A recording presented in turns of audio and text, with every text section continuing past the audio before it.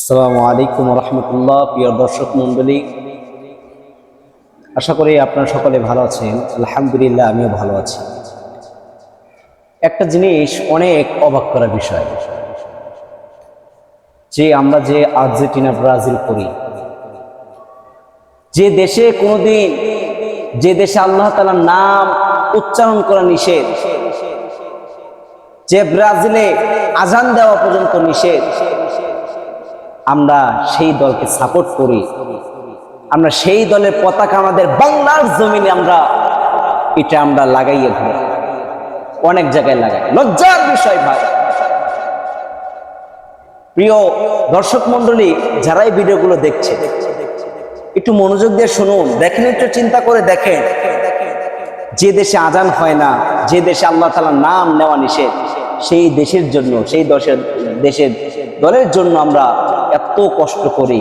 কিন্তু এই যে আজকে দেখেন, আজকে ব্রাজিল হেরে গেল। আমরা অনেক মানুষ, এই ব্রাজিল হেরে যাওয়ার কারণে অনেক মানুষের মাথা ব্যথা, অনেক কিছু।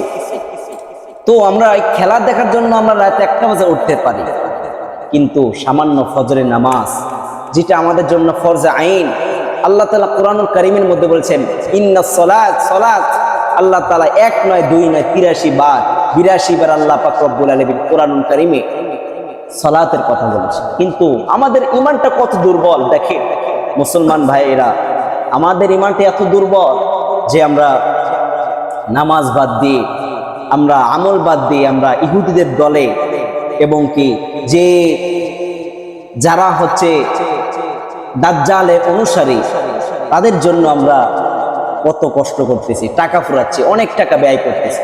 তো আল্লাহ পাক রব্বুল আলামিন আমাকে আপনাকে এই কথাগুলো বোঝার মতো তৌফিক দান করুক। সকলে বলেন আল্লাহুম্মা আমিন। আর এই ভিডিওটা সকলে শেয়ার করে দিবেন এবং এই চ্যানেলটি সাবস্ক্রাইব করে দিবেন।